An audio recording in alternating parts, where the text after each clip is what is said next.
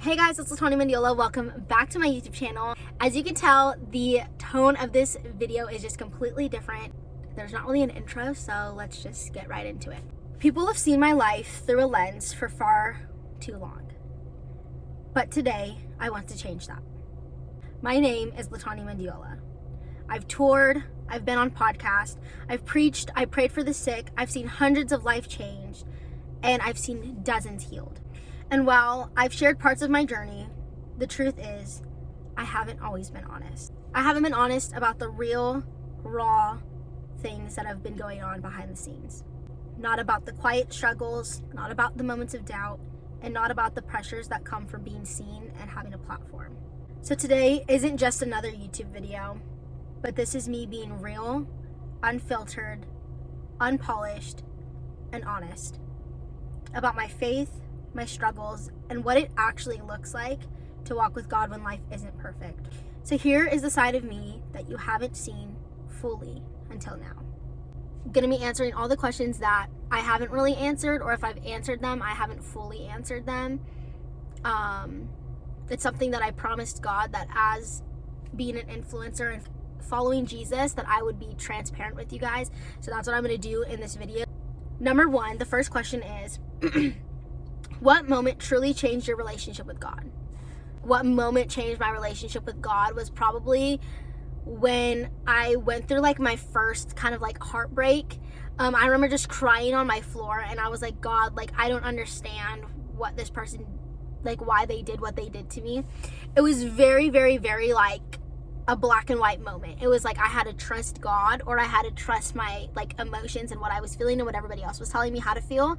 And so honestly, that truly changed my life, because I thought that I was going to marry this guy, and he was talking to like 5 other girls. Have you ever gone through a season where your faith felt weak or distant? Yes. I mean, there's been so many seasons. In the season when I was homeless, I was like cussing, raged. I was filled with so much anger and resentment towards God, towards everybody in my life, just because people who said that they represented Jesus didn't. But that's also not an excuse for the actions that I did and the things that I did and how I hurt people. That was totally out of character, but a lot of it was provoked by people. What does walking with God actually look like when life isn't going well? I felt like for me, it was like, when I say this, people are like, Latanya, that's the devil, like, that's not of God. But honestly, there were moments where I was literally cussing God out, and I was like in this car crying, cussing him out, being like, what the F is wrong with you? I effing hate you.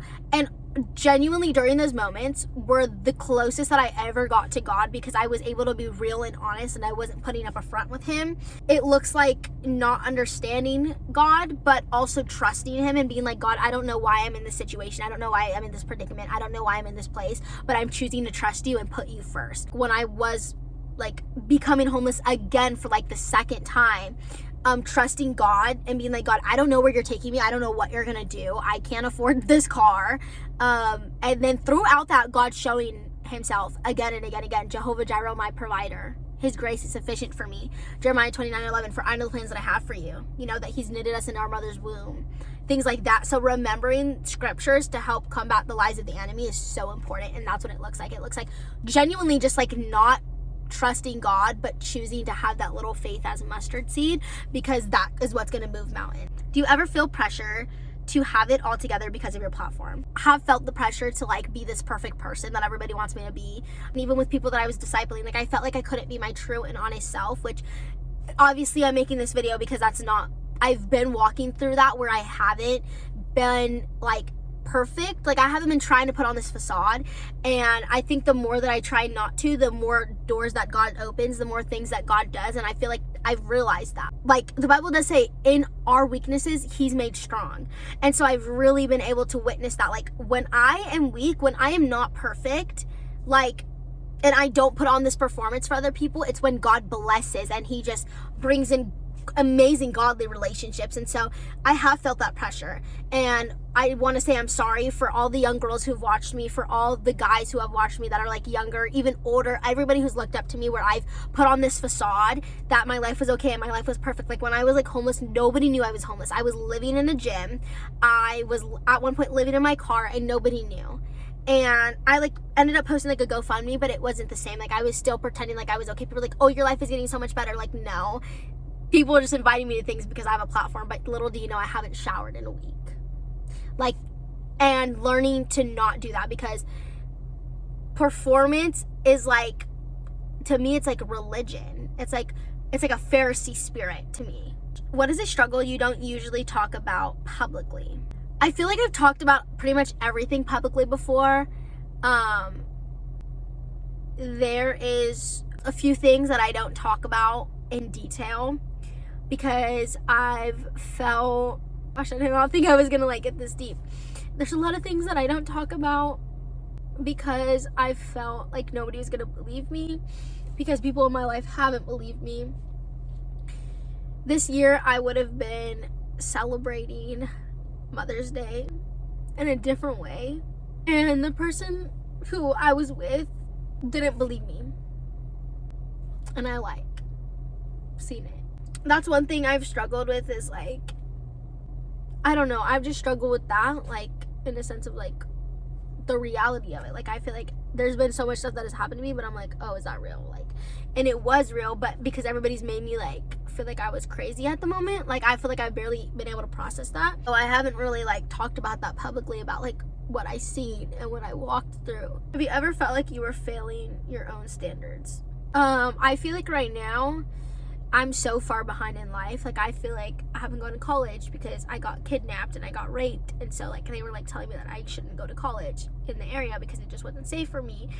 So I'm like, I'm not in college and I'm not like really making music anymore, and I feel so far behind.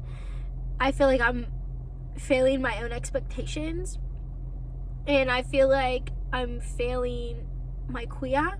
Like he was trying to do so much more. If I'm being honest, like I tell God, like my family would have been more happier if he was here instead of me. Or I tell God, like he would have accomplished so much more being here if like I would have got cancer instead. So that's that. Oh my gosh, I'm just like crying this whole video. Was there a breaking moment where things had to change for you? Yes. So I was actually gonna get married.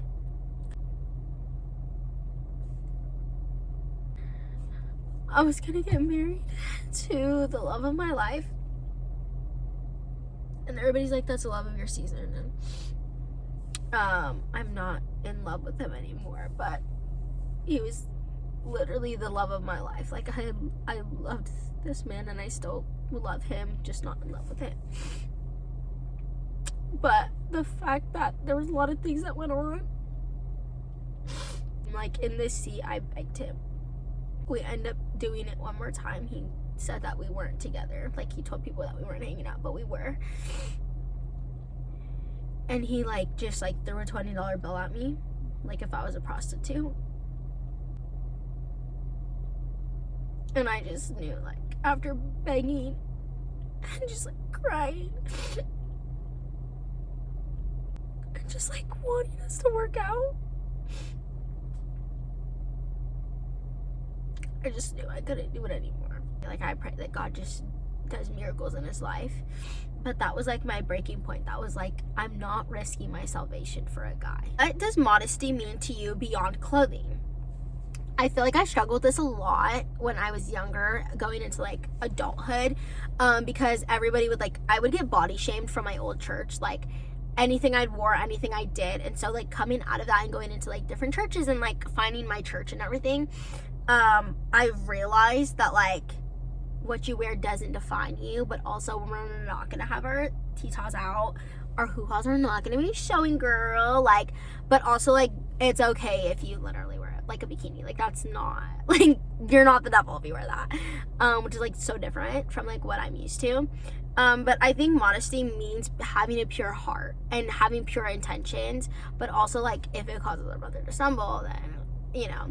You ever felt judged for your beliefs by Christians or non-Christians? Yes. There are a lot of things when like Holy Spirit is speaking to me and there's a lot of Christians that are like, that's not, or like, I don't like that, or that's not what God told me. But it's like, God is telling me this, it's biblical, then it's what he's saying. And from non-Christians, it was more like, oh, you're brainwashed. It both comes from like ignorance. Ignorance is bliss. whatever that means, you know. How do you stay confident in your values when culture pushes the opposite? I think for me, I've just been through so much crap to where I don't give a fudge. Girl, I've been kidnapped, been raped, been homeless, girl. I've been through it all. So for me, it's not really like I don't really care. I don't give a fudge. I really don't care. Next question. What's the biggest misconception people have about you? Period. I feel like there's a lot. I'll probably do like 3. Number 1 is that I'm rich. Girl, I am not rich. I work like 12 different jobs, okay, to just support my freaking health and my bills. 2 is that I have like a bunch of guys in my DMs. I would say no. I don't really like have a bunch of like guys in my DMs.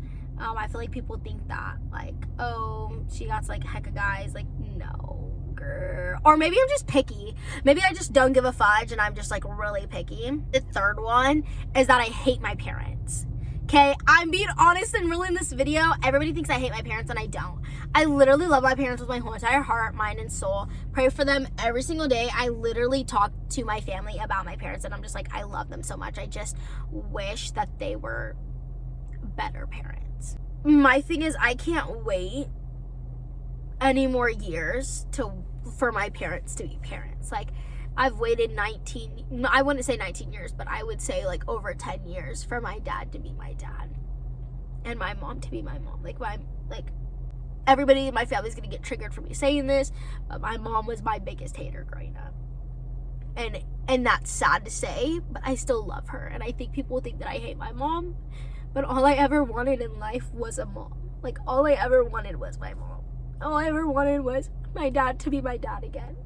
My dad to be my dad before my kuya died. I just want my parents to be my parents again. But it's not worth it for me to keep going back and forth and crying and trying to figure things out and I'm not prolonging my college for it anymore. I have peace of mind about it. Doesn't mean that my feelings aren't still there. They are, but I have peace of mind about it. And it's something that I've been working through the Lord with, but it's something that's still hard. And I think it's a misconception that everybody thinks that I hate my parents and I don't love them.